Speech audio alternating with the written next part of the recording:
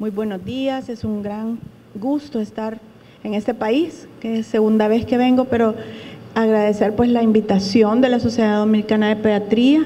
Sé que ustedes son un grupo muy activo en todo el ámbito de Latinoamérica y agradecer pues la invitación del Laboratorio Mefasa Pharma para poder hablar sobre este tema que es apasionante realmente. Pues yo conocí la carnitina desde que estaba estudiando en Chile, hicimos revisiones bibliográficas sobre carnitina y todo eso, pero realmente no había mucho en ese tiempo, fue hace bastante, pero ahora la literatura está inundada de estudios, sobre todo en España, sobre carnitina, y realmente es un nutriente pues básico en el manejo de los niños en muchos aspectos, como lo verán en la conferencia. Como ven, pues en la historia de la L-carnitina, como se conoce, es muy antigua. Ya desde 1905, dos investigadores, Gugelich y Krimberg, lo extrajeron de carne de musculatura de mamíferos y determinaron que esta sustancia era absolutamente necesaria para el funcionamiento bioquímico de las células musculares, y le pusieron el nombre porque se derivaba del latín carnis, que significa carne. Pues ellos lo descubrieron, y en 1927, o sea, ya habían pasado bastantes años, ya tenían determinada cuál era la estructura bioquímica de la L-carnitina. Frenkel en 1952 pues descubrió que la L-carnitina era como un aminoácido, era parte de una proteína y no era esencial, pero sí era necesaria para el buen funcionamiento, y le llamaron vitamina BT. En 1958 Fritz también descubrió que la L-carnitina incrementaba el metabolismo, sobre todo a nivel de los ácidos grasos en la mitocondria celular. Y de ahí pues se ha determinado que se sintetiza la L-carnitina endógenamente en el hígado, en el riñón y el cerebro a partir de dos aminoácidos que están en muchos alimentos, que son la lisina y la metionina. Pero también descubrieron que necesita la ayuda de algunos cofactores que son micronutrientes también del organismo, y como son el hierro, la vitamina C, la biotina y la piridoxina. O sea, esos son cofactores que a nivel bioquímico pueden potenciar la síntesis endógena de carnitina. Se concentra especialmente a nivel del músculo estriado y del músculo cardíaco, por eso que muchas enfermedades a nivel de esos órganos están siendo manejadas con L-carnitina, porque se ha descubierto que tienen muchos beneficios. Bueno, entonces la L-carnitina lo que hace es facilitar, o sea, él es un facilitador del transporte de ácidos grasos de cadena larga. Ustedes saben que los ácidos grasos se dividen en cadena corta, cadena media y cadena larga. Los alimentos en general contienen una mezcla dependiendo del origen de esos alimentos, si son de origen animal o si son de res, si son de pescado. Ellos contienen ciertos niveles de algunos de los ácidos grasos en mayor o menor concentración, pero únicamente los ácidos grasos de cadena larga son los que necesitan la participación de la carnitina para poder ser metabolizados en las células. Así pues, lo que hace la carnitina es facilitar ese transporte de estos ácidos grasos de cadena larga hacia el interior de las células, y acelerar, por supuesto, el proceso de generación de energía, porque se va a meter al ciclo de Krebs los ácidos grasos de cadena larga, y se va a rescatar pues el ATP por un proceso de gluconeogénesis. Ustedes saben, la gluconeogénesis es obtener energía a partir de otros sustancias que no sean glucosa. Entonces, esta carnitina lo que hace es facilitar ese transporte para que los ácidos grasos se puedan utilizar eficientemente, puedan entrar al ciclo de Krebs y rescatar ese ATP. Entonces, eso pues lo hace a través de un proceso de beta oxidación, que así se llama, a nivel de la mitocondria celular. Recapitulando, pues la carnitina es un compuesto bioquímico prácticamente, y su nombre comúnmente se llama carnitina, pero su nombre bioquímico es la beta-hidroxibutirato. así se llama, y la composición química de él es esta, la de abajo, ¿verdad? Y como les dije, su nombre se deriva de un latín que es carne y se encuentra en dos formas conocidas como la dextro o la levocarnitina, que son isómeros. El activo es la L-carnitina, es la forma activa en el organismo y que se encuentra en los alimentos de origen animal. Verán ustedes que la carnitina es un aminoácido trimetilado y un nutriente esencial que sintetiza, como dijimos, a partir de lisina y metionina y que es aportada por fuentes exógenas, es decir, a través de la dieta tenemos que obtenerla y se reabsorbe a nivel renal. La síntesis endógena a partir de esos dos aminoácidos se va a llevar a cabo en el músculo, en el hígado, en el cerebro y en el riñón. Y se transforma activamente, se transporta la L-carnitina activamente en plasma y en los eritrocitos por unos cationes que la pueden transportar, especialmente el OCTN2, que es un catión orgánico que facilita ese transporte. Hay dos formas de carnitina, la carnitina libre y la carnitina esterificada que se llama, que ya viene asilada y que es como va a funcionar a nivel del transporte de los ácidos grasos hacia adentro de la mitocondria. Por lo tanto, ahí participa una enzima que se llama la carnitina aciltransferasa. O sea, desde ahí empiezan también los procesos bioquímicos y también cuando hay deficiencias de esas enzimas, entonces se pueden producir trastornos ya en la forma bioquímica en la cual la carnitina vamos a tenerla para que pueda actuar. Tanto así que el déficit de carnitina se puede medir o se puede diagnosticar haciendo la medición de la relación de acilcarnitina, que es la carnitina esterificada unida al grupo acilo, y el nivel de carnitina libre. Entonces, ese es prácticamente cómo vamos a diagnosticar que haya una deficiencia. Como les dije, la carnitina se va a obtener 75% de la dieta, o sea, la tienen que ingerir. ¿Y ya les vamos a explicar quién contiene más carnitina? Pues la carne de res. Y ustedes saben que también la carne es un producto caro que no está disponible para todos los niños, hablemos especialmente de niños o de adultos, pero más que todo de niños. Por lo tanto, hay niños que no comen carne porque no les gusta, otros que no la mastican o solo la mastican y la tiran, muchos niños no quieren o los padres son vegetarianos, no les gusta darle carne o compran solo carne de soya porque es más barata. O sea, hay muchos factores que pueden incidir en una subalimentación de carne y la dieta va a aportar el 75% de la carnitina.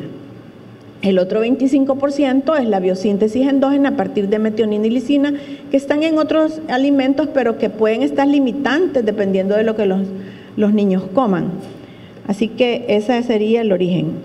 En cuanto a las fuentes naturales de carnitina, como ven ahí en negrita, la carne de vaca, en general, la porción de 100 gramos, que serían unas 4 onzas, en 120 gramos vamos a tener 1 miligramo de 56 a 162 de carnitina. En la carne de ternera hay cierta cantidad también, pero a medida que vamos bajando en los alimentos, vemos que pues están como más limitantes. O sea, los quesos, 2 rodajas de queso tienen casi nada, el pescado tiene un poquito, la leche entera también, pero los que más tienen es la carne. Así que tienen que comer carne los niños para poder obtener de su dieta ese nutriente. Por lo tanto, es importante que verifiquemos a nivel de la historia alimentaria cuánto consumen los niños en una semana, por ejemplo, para ir viendo si están limitantes o no con la carnitina. Así que la carnitina en la nutrición pediátrica se vuelve esencial porque ayuda al metabolismo, ¿verdad? Y a tener un mejor estado nutricional, especialmente en quienes, en prematuros, en neonatos y lactantes. ¿Por qué? Porque ellos tienen una actividad inmadura de algunas enzimas, sobre todo de la gamma butirobetaína hidroxilasa, que es una de las enzimas del paso final en la biosíntesis a partir de los otros 2 aminoácidos de la levocarnitina. Además, en el tercer trimestre puede haber una escasa transferencia placentaria de carnitina de la madre al niño Y además las reservas tisulares de carnitina no son muy grandes, hay bajas reservas de carnitina. Además, en los errores innatos del metabolismo debemos de siempre estar pendientes de que estos niños pueden tener alguna deficiencia enzimática de estas enzimas que participan en la biosíntesis de carnitina, y entonces pues habrá que suplementarles la carnitina, además de que pueden tener una insuficiencia o una deficiencia hepática o renal estos pacientes, lo cual lo pueden encontrar en este estudio que les puse ahí, el uso de carnitina en la nutrición pediátrica, que pues no es tan antiguo el estudio, pero está muy bonito. Entonces, ¿la carnitina es esencial en los niños, sí o no? Porque muchos nos enfocamos en los micronutrientes conocidos, el zinc, el hierro, la vitamina A, la vitamina C, pero normalmente carnitina no la vemos como un nutriente esencial, y la verdad que sí, porque tiene un rol de transportador de los ácidos grasos de cadena larga a través de la membrana mitocondrial, y también en ese proceso en el que va a entrar los ácidos grasos se forman cuerpos cetónicos que eventualmente en un cerebro inmaduro como el de los prematuros es usado como una fuente de energía. Entonces eso nos puede ayudar en el caso de niños prematuros. ¿Quiénes están en situación de riesgo? Entonces, aquellos niños que tienen altas demandas de energía, especialmente pues las etapas de crecimiento, que son las conocidas, los síndromes de déficit enzimáticos, algunos que tienen que ver exactamente con las enzimas que participan en este metabolismo, pero también en algunas enfermedades mitocondriales que se manifiestan con problemas neurológicos. Y los errores innatos del metabolismo, las acidemias orgánicas, pueden tener riesgo de déficit de carnitina. Entonces, sí, es un nutriente esencial porque participa en las vías metabólicas esenciales para el crecimiento y el desarrollo en los niños. Aquí en este esquema vemos como las fuentes celulares de energía. ¿Cuáles son? Pues los 3 macronutrientes, la glucosa, las proteínas, que están como aminoácidos, y los ácidos grasos. Entonces, la glucosa en sí, pues va a entrar al ciclo del piruvato y se va a meter al ciclo de Krebs. Los aminoácidos entran directamente, pero los ácidos grasos de cadena larga, no los de corta ni los de media, porque esos van por otra vía, sí necesitan la participación de la carnitina. Sí necesitan la carnitina, ¿para qué? Para que esos ácidos grasos de cadena larga entren al proceso de beta-oxidación y, como verán en los próximos esquemas, se une la carnitina al grupo acilo del acetilcoenzimo A y entre al ciclo de Krebs, y pues se obtenga el ATP, que es la energía. Estos son los componentes celulares. Vamos a hablar específicamente de la mitocondria, porque es ahí donde se va a llevar a cabo este proceso bioquímico. Como les dije, el proceso de beta-oxidación de ácidos grasos pues es el que degrada esos ácidos grasos de cadena larga, porque ellos se deben activar en el citosol de la célula y se va a unir a la coenzimo A, formando la acilcoenzimo a través de una enzima que es la sintetasa acetilcoenzimo A. Ese es el primer paso, digamos, en la formación de acilcoenzimo A. Luego, para atravesar la membrana mitocondrial externa, porque en la célula, en esta célula hay una membrana mitocondrial externa y una interna. Entonces, para empezar a atravesar esa membrana mitocondrial externa, el acilcoenzimo A, que se ha formado a través de esta enzima, se va a transformar se va a unir a la carnitina y va a formar acilcarnitina con otra participación de otra enzima que es la carnitina palmitoltransferasa, conocida como CPT1. Ella lo que va a hacer es eliminar la coenzimo A de acá para dejar libre el grupo acilo que se une a la carnitina acá y se va a formar la acilcarnitina. Esa acilcarnitina es la que va a penetrar ya en la célula, se va a transferir a través de la membrana mitocondrial interna hacia la matriz de la mitocondria por otra enzima que se llama la acilcarnitina translocasa, que es la CPT2. Entonces, esta lo que va a hacer es lo contrario de esta. Esta unió la carnitina al grupo acilo y la otra la va a volver a separar. Allá en la matriz mitocondrial por la acilcarnitina translocasa. Separa el grupo acilo que se ha unido a carnitina para formar acilcarnitina y va a regenerar este grupo acilcoenzimo A para que vuelva a producirse el mismo proceso bioquímico, y esta carnitina que queda libre regresa a traer otra molécula de ácido graso de cadena larga y la vuelve a meter, o sea, es un proceso continuo, ¿verdad? Es un proceso bioquímico que se va a producir. En este esquema vemos así un poco gráfico lo que les decía, que el grupo acilo, ¿verdad? Va a quedar libre, se va a unir a carnitina, va a formar acilcarnitina, ya fuera de la mitocondria va a entrar, va a participar otra enzima, que es una traslocasa, para que la acilcarnitina pues ya haya metido el grupo de ácido graso libre. Luego ya adentro va a volver a quedar libre el acilcoenzimo A, la carnitina queda libre y vuelve a regresar a traer más ácidos grasos. Así que es un transportador prácticamente. En este esquema se ve un poquito más, quizás más claro. Como les decía, los ácidos grasos de cadena larga se meten a la célula, ¿verdad? Se va a llevar a cabo a través del ciclo del acilcoenzimo A. La carnitina se une, forma acilcarnitina, está adentro ya de la célula, se libera el grupo coenzimo A, el acilcoenzimo A, o sea, quedan libres y se lleva a cabo el proceso de beta-oxidación, ¿verdad? Y entra el ciclo de Krebs. La carnitina luego queda libre y vuelve a hacer el mismo proceso.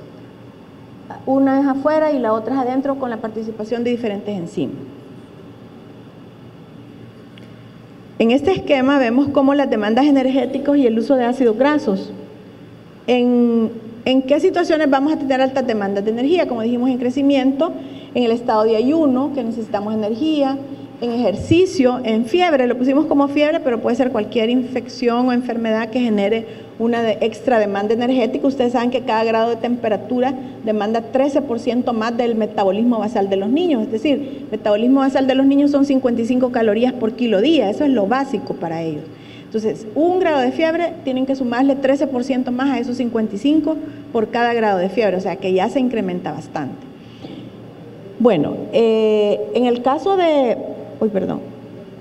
acá de situaciones de alta demanda energética, lo primero que se echa a mano es el glucógeno, que es como la glucosa que tenemos guardada en el hígado y a nivel del músculo también, pero a nivel del hígado vamos a echar mano del glucógeno, pero cuando el glucógeno disminuye, ¿verdad? La glucosa, el aporte de glucosa también va a disminuir, entonces necesitamos que los ácidos grasos que tenemos como depósito, es decir, la que viene de la dieta y también lo que tenemos nosotros guardado, esos ácidos grasos puedan ser usados como fuente energética. Es aquí donde empieza a funcionar la unión del acilcoenzimo A con la carnitina para formar la acilcarnitina, que a través del proceso de beta-oxidación nos va a generar energía, pero en ese paso vamos a formar cuerpos cetónicos. Estos cuerpos cetónicos pueden convertirse en un nutriente energético esencial para el cerebro. En el caso de que falte la glucosa, el cerebro echa mano de los cuerpos cetónicos que se forman en este proceso, y por supuesto pues la carnitina va a llevar los ácidos grasos hacia el ciclo de Krebs para generar fuente de energía, especialmente para estos tejidos, hígado, corazón y músculo estriado. Así pues, las funciones de la carnitina prácticamente es participar en el transporte de ácidos grasos de cadena larga hacia la mitocondria para ser metabolizados produciendo energía. Además, va a mejorar la oxidación de los ácidos grasos depositados en las paredes arteriales, lo cual aumenta el flujo sanguíneo, y en este caso también se han hecho muchos estudios para el uso en arteriosclerosis, en adultos, ¿verdad? Porque puede mejorar el movimiento de esas grasas que andan en sangre. Facilita la oxidación de la glucosa y también disminuye el riesgo de depósitos grasos en el hígado, en esteatosis alcohólica y otras causas de esteatosis. Hoy estamos viendo una epidemia terrible de obesidad infantil, y estamos viendo cómo los niños, incluso en estudios que no son precisamente para eso, se descubre el hígado graso en niños que están muy obesos. Estamos utilizando la carnitina para poder sacar esas grasas que están depositadas ahí y moverlas, y que la carnitina nos ayude a meterlas a las mitocondrias y que se utilicen, porque son grasas que están pegadas, que no se están utilizando, han quedado como un depósito energético extra porque se están llegando a meter ahí como exceso energético, entonces, pero se quedan en el hígado, entonces la podemos utilizar para mover esos depósitos. Entonces, la importancia clínica, recapitulando, en estados fisiológicos de alta demanda de energía, en el embarazo también, en la prematurez y en la infancia y hasta la adolescencia. En enfermedades cardiovasculares, en las miocardiopatías, favorece la contracción de células miocárdicas, puede actuar como un vasodilatador y también como un antioxidante.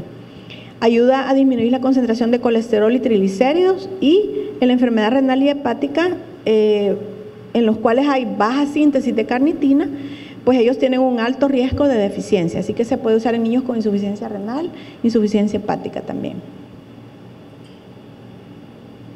En estados de malnutrición, acordémonos que la malnutrición pues es un estado que se produce a través del tiempo, donde hay un déficit de energía, déficit de nutrientes, y el niño pues va desarrollando un estado de malnutrición.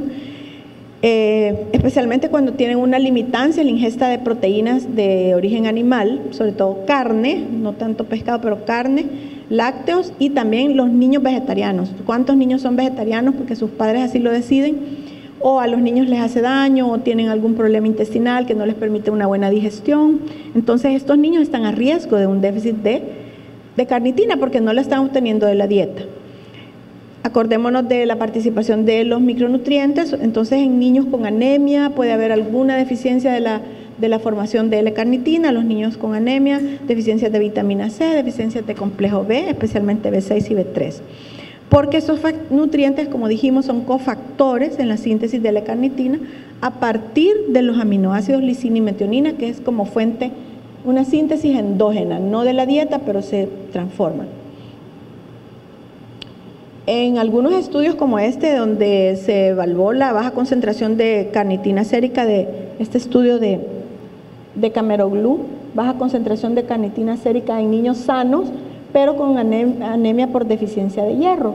En ellos se determinó que el hierro era esencial para la síntesis de carnitina en tejidos humanos. Se estudiaron 18 niños de 7 meses a 3 años y medio con anemia por deficiencia de hierro, y se encontró que el nivel plasmático de levocarnitina era significativamente menor que en los niños que no tenían anemia. En ese caso, pues se evaluó que estos niños tenían 20 milimoles versus 27 que tenían los niños sin anemia, en comparación pues a los niños que tenían sin deficiencia de hierro. También se ha visto en niños con cáncer. Acordémonos que el cáncer es una enfermedad desgastante, los niños presentan mucha fatiga y se ha relacionado pues con una síntesis insuficiente de energía, de ATP, asociado a una deficiencia de carnitina. ¿Por qué se puede producir una deficiencia de carnitina en ellos? Bueno, siempre porque no comen bien, porque disminuyen su ingesta, pero además de eso la quimioterapia, especialmente con fosfamida y cisplatino, se ha relacionado mucho con una deficiencia de carnitina en estos pacientes con cáncer. Pacientes epilépticos, no sé si ustedes, pues ya creo que la utilizan mucho, pero niños con epilepsia que están tratados con ácido valproico pueden tener una deficiencia de carnitina por 2 mecanismos, que ya los vamos a ver más adelante, pero el ácido valproico quela la carnitina, la atrapa y no deja que actúe, como ya vimos, y se forma la valproicarnitina, la cual es excretable mayormente en la orina, entonces se pierde carnitina junto con ya en esta forma bioquímica. Los niños con VIH también hemos visto que algunos antirretrovirales pueden limitar la carnitina en estos pacientes. Y en los errores innatos del metabolismo, como vimos, hay defectos mitocondriales en los cuales la betoxidación no se lleva a cabo, por lo tanto, también el uso de los ácidos grasos de cadena larga puede estar alterado. Los defectos del metabolismo de carnitina pueden ser primarios, o sea, un niño puede nacer ya con una deficiencia de la formación de carnitina, porque es una enfermedad genética de herencia autosómica recesiva. Quiere decir que una mujer que puede ser una portadora, o puede estar ella teniendo un defecto genético, puede dar a luz, puede tener 25% de su prole enferma, otro 25% portador, otro 25 sano, y el otro pues va a tener diferentes en sus hijos, pueden nacer con una deficiencia. Entonces, esa herencia autosómica recesiva, ese gen, perdón, de herencia autosómica recesiva va a afectar el transporte de carnitina y de los ácidos grasos. Por lo tanto, va a producir una alteración en la beta-oxidación a nivel de la mitocondria. Entonces, puede haber una mutación. En el caso de estos defectos, es una mutación la que se produce en unos genes. Entonces, estos defectos van a ser producidos por alteración de los procesos enzimáticos de transporte de ácidos grasos y la carnitina a nivel mitocondrial. Y eso, además de que no se produce una eficiente energía, también puede dejar algunos metabolitos sueltos que pueden ser tóxicos en el organismo. Lo más importante con la carnitina, pues como dijimos, es hacer un eficiente uso de la energía a través de los procesos de gluconeogénesis en los pacientes. Por lo tanto, cuando hay una reducción de este proceso de gluconeogénesis, lo que los pacientes van a presentar a nivel clínico y a nivel bioquímico en los exámenes es una hipoglicemia, pero con disminución de cuerpos cetónicos. Entonces vamos a detectar una hipoglicemia hipocetósica en casi todos los casos donde hay una deficiencia de carnitina, y eso es parte para hacer el diagnóstico. Aquí en un esquema vemos cómo, ¿se acuerdan del esquema anterior donde veíamos la participación de la carnitina en el proceso de beta-oxidación? En este caso siempre vamos a tener las condiciones de altas demandas, una disminución de glucógeno, disminución de glucosa, por lo tanto tenemos que hacer uso de los ácidos grasos que tengamos. Pero si los procesos de beta-oxidación están alterados por cualquier proceso enzimático, entonces la beta-oxidación tampoco se va a llevar a cabo, no se van a producir cuerpos cetónicos abundantes, pueden estar disminuidos para ser utilizados por músculo y por cerebro, y vamos a tener como resultado una disminución de la obtención de ATP por gluconeogénesis y una hipoglicemia hipocetósica. O sea, es parte del diagnóstico. Siempre lo vamos a encontrar en todos los casos en los que haya un defecto de la L-carnitina. Aquí pues, recapitulando un poco, las fuentes de L-carnitina, como dijimos, dieta 75%, biosíntesis 25% a partir de metionina y lisina. Estos son las enzimas que vimos al inicio, que están todas las que participan, la que une la carnitina al ácido glutacilo, la que lo vuelve a, la 2, la que lo vuelve a separar, y las enzimas transportadoras, transferasas, que le ayudan a meterlo a la mitocondria. Entonces, si estos también están alterados, pues todos los procesos que vimos no van a llegar a los órganos blancos, que son cerebro, riñón, hígado, músculo y corazón. En esta diapositiva vemos cómo los defectos en los genes, en el transporte de carnitina, son los que están fallando. Acá vemos que está el defecto en las enzimas que están participando en ese proceso bioquímico.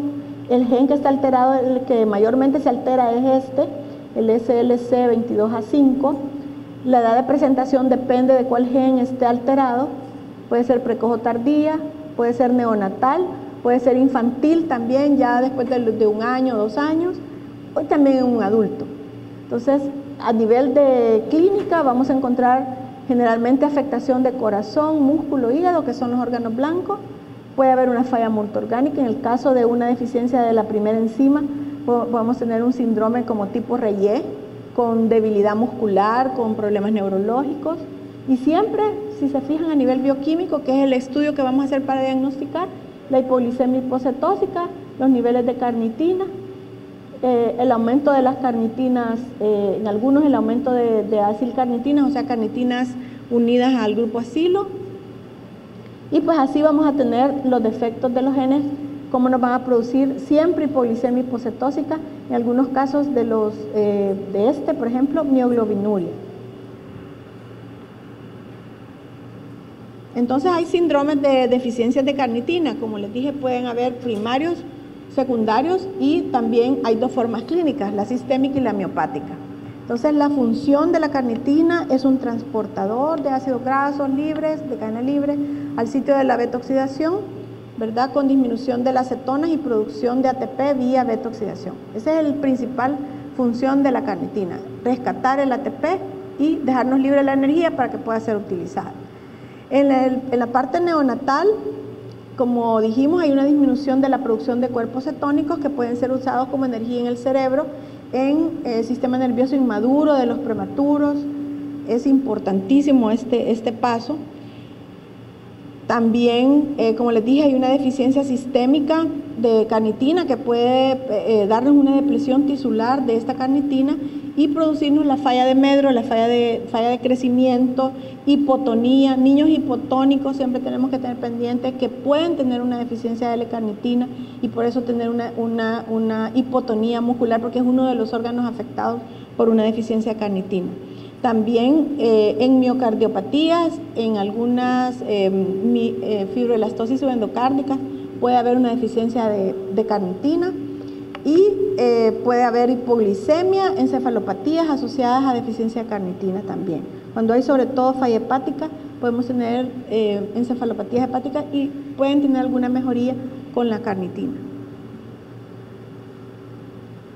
La incidencia en Estados Unidos, que se hace un screening neonatal siempre, es 1 en 50.000 casos, o sea, no es tan, digamos, alta la incidencia. Y lo que hacen es medir la concentración de carnitina libre versus la carnitina libre con acilada, ¿verdad? Y cuando tienen menos de 5 milimoles, en comparación a los valores normales que son de 25 a 50, pues ellos hacen el diagnóstico de una deficiencia de carnitina. También ellos pueden hacer estudios genéticos y pueden detectar la mutación recesiva del gen SLC22A5 y también se hace el diagnóstico del transporte de carnitina en fibroblastos y cuando hay menos del 10% de fibroblastos con carnitina, ellos hacen el diagnóstico de deficiencia. El tratamiento, por supuesto, es la suplementación de carnitina con esa dosis de 50 hasta 400 miligramos por kilo día repartido en 3 dosis. Normalmente la dosis de suplementación no es tan alta, pero en este caso sí.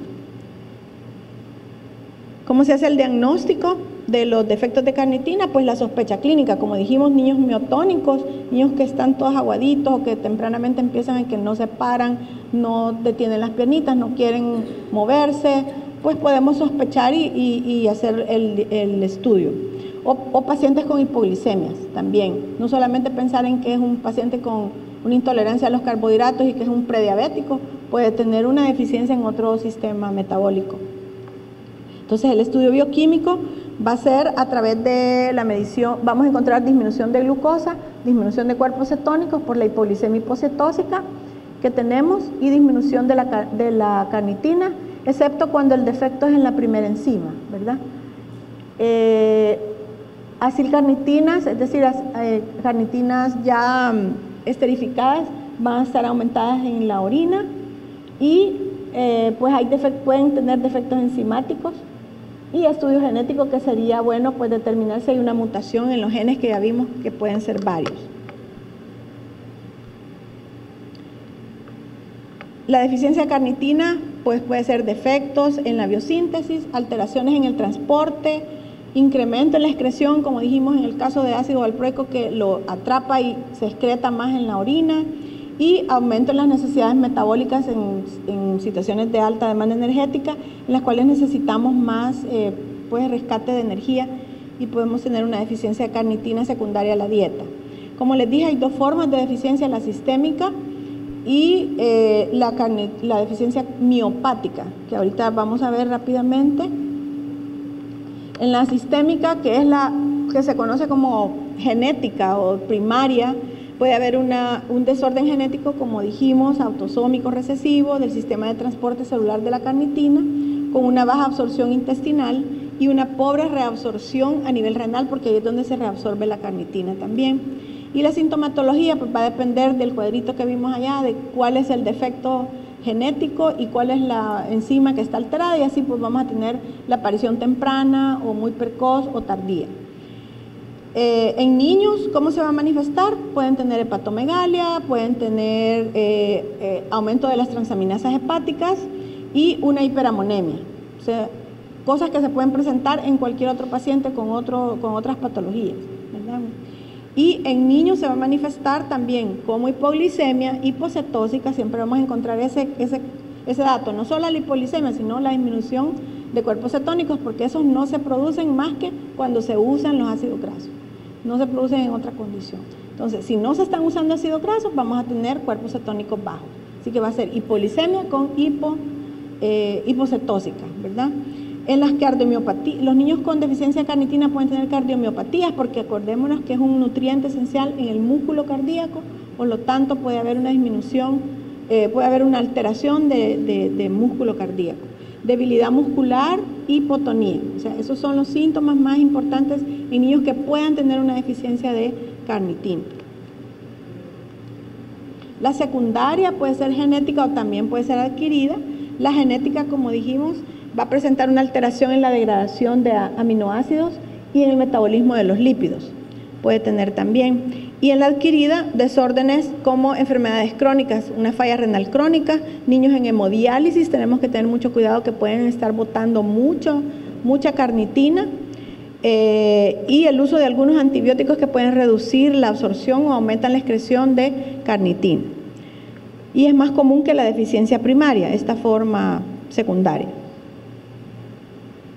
La deficiencia miopática de carnitina es una falla genética en la síntesis siempre. Va a haber un defecto en el transporte de los tejidos, desde los tejidos de origen a los órganos blancos. La deficiencia va a estar limitada al músculo esquelético y al músculo cardíaco y se presenta como ¿qué? Como mialgias, como hipotonía, como debilidad muscular progresiva. Es muy rara y es menos grave que la forma sistémica, ¿verdad? Pero siempre hay que considerar una posible deficiencia. Niveles bajos de L-carnitina en niños con epilepsia, es lo que les decía. La carnitina se va a unir al ácido valproico y por dos formas va a estar limitante. Una, que se forma la valproicarnitina, que es más excretable en orina, por lo tanto se va a perder mucha carnitina. Y la otra es que el ácido valproico se une al coenzimo A. El coenzimo A, acordémonos que se unía, o sea, el grupo acil-coenzimo A es importantísimo para que se una con carnitina, pero en este caso el ácido valproico se une a la coenzimo A. Por lo tanto, impide el paso último, que es el que la carnitina soltaba el acilo, se unía el acilo al coenzimo A para que quedara siempre libre. Entonces, en el caso de valproico, él se une al grupo coenzimo A y no permite que la carnitina se restaure, se separe del grupo, que se separe del grupo acilo. ¿Se acuerdan que se formaba acilcarnitina?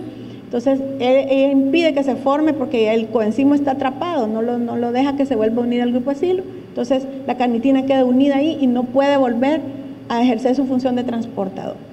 Entonces, hay una reducción en la síntesis y en la reabsorción tubular también de la L-carnitina, por ese mecanismo.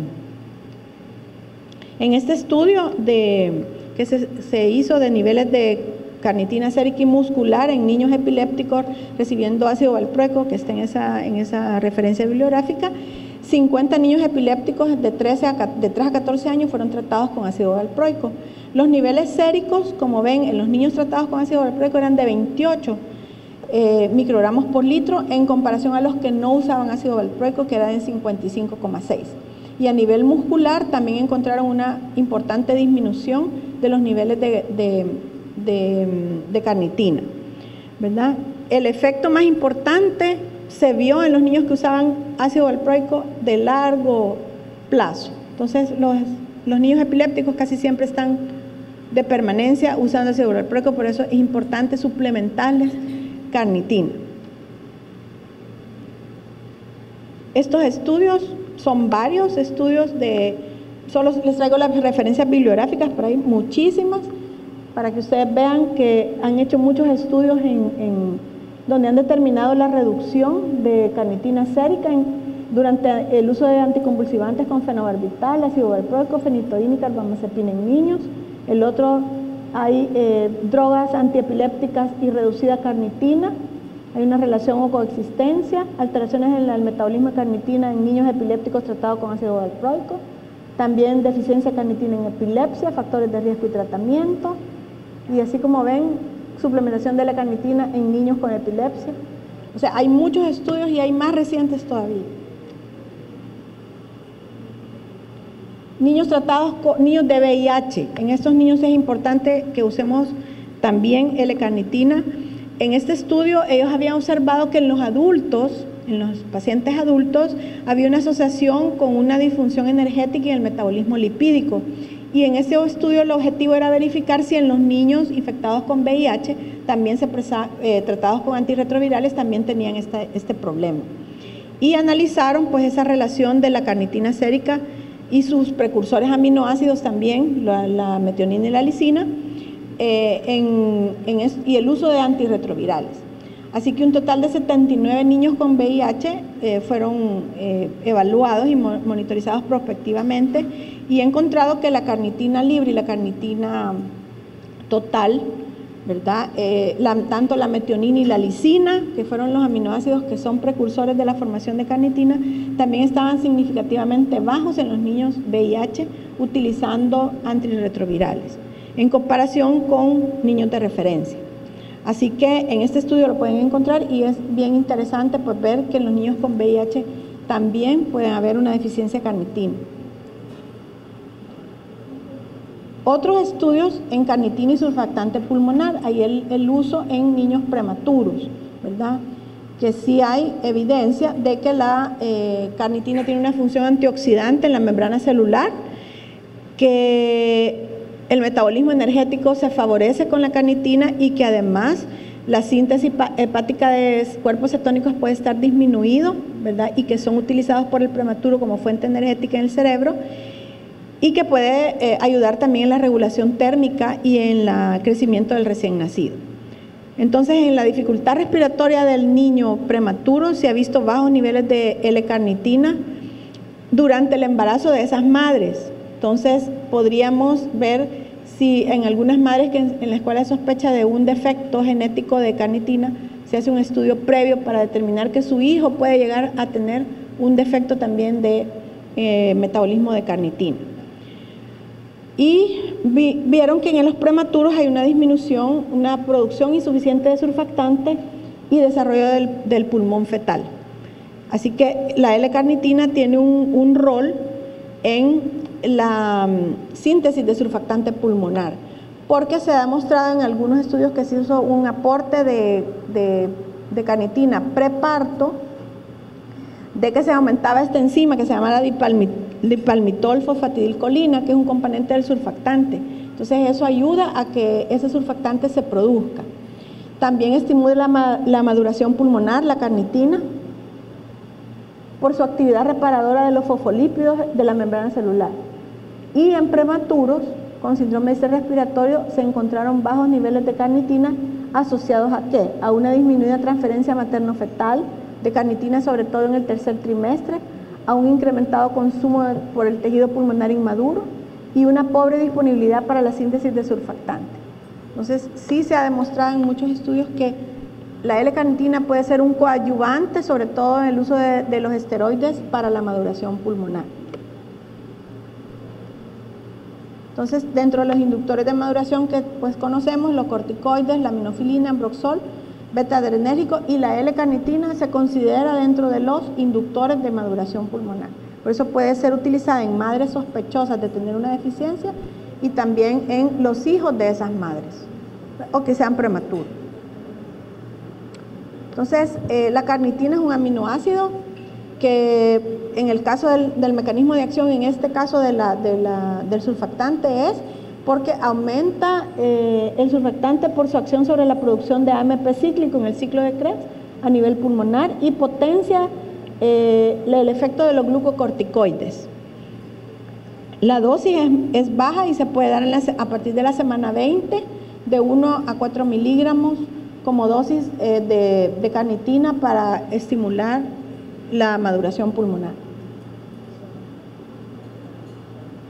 Este es un estudio de, bueno, dos casos que se estudió el nivel plasmático de carnitina en síndrome de estrés respiratorio en recién nacidos. En un caso se estudiaron 52 recién nacidos con menos de 34 semanas de edad gestacional que desarrollaron en las primeras 6 horas de vida el síndrome de estrés respiratorio. Y a nivel plasmático, la carnitina libre estaba significativamente más baja que aquellos sin distrés respiratorio. Es decir, la carnitina no se unía al grupo asilo para poder ejercer su función, sino que quedaba libre, y así determinaron pues que había, disminución. En el otro grupo, 76 recién nacidos de 26 a 36 semanas también fueron estudiados y se vio que el nivel de carnitina libre permanecía estable en los que no desarrollaron síndrome de distrés respiratorio, pero sí redujo significativamente en los que sí desarrollaron síndrome de distrés respiratorio en la primera semana de vida postnatal. En ambos estudios, de un estudio de perinatología, vieron que no hubo diferencias en nivel de carnitina en los prematuros que recibieron o no corticosteroides antes del parto. Fue un control.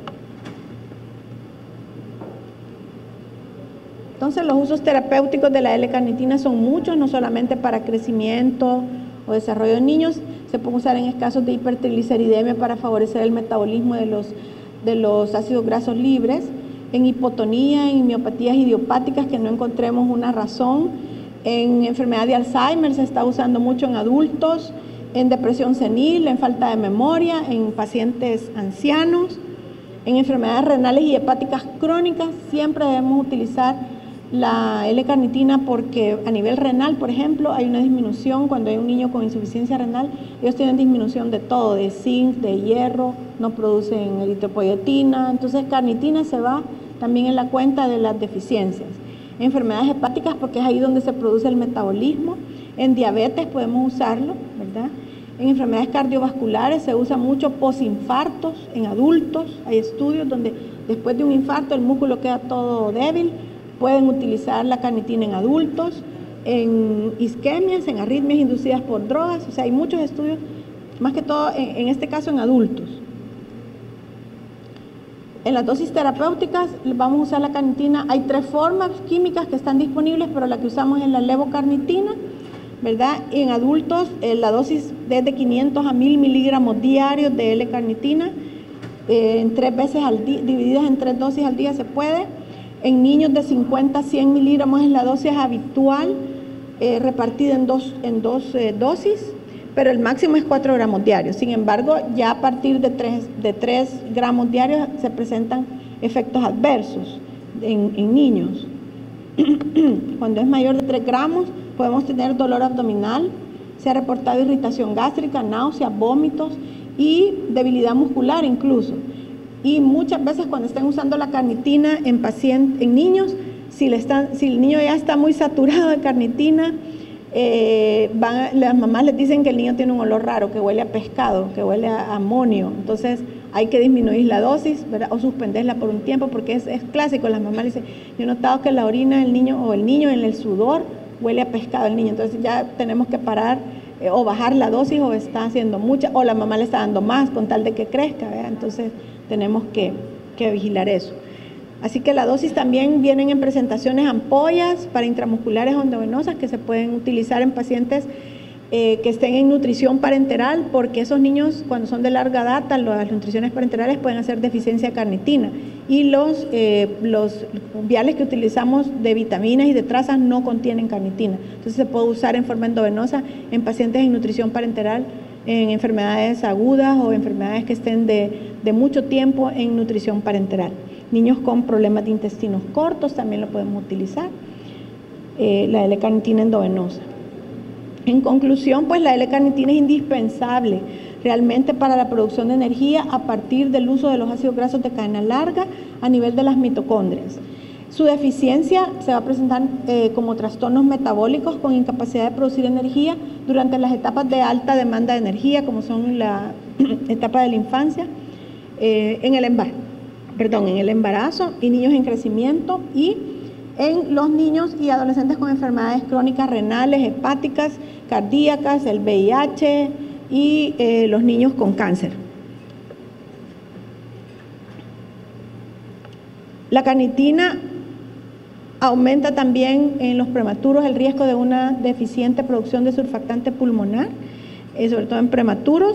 Se ha utilizado como coadyuvante para inductores de madurez pulmonar y debe suplementarse en embarazadas con riesgo de parto prematuro y para la reducción y la prevención de síndrome de distrés respiratorio. Y como conclusión final, pues un nutriente indispensable que realmente es maravilloso. Yo realmente no me imaginé que tuviera tantos estudios, y si ustedes quieren buscar, solo pongan L-carnitina, uso en niños, y le sale una cantidad increíble de estudios en España, en Chile, en Argentina, han hecho muchos estudios con carnitina, ¿verdad? Así que es importante pues para los procesos metabólicos de esos órganos que son riñón, cerebro, músculo, corazón, es indispensable el uso de la carnitina para favorecer y optimizar pues los procesos de rescate energético que favorezcan crecimiento, desarrollo, madurez en los niños. Y eso sería. Muchas gracias.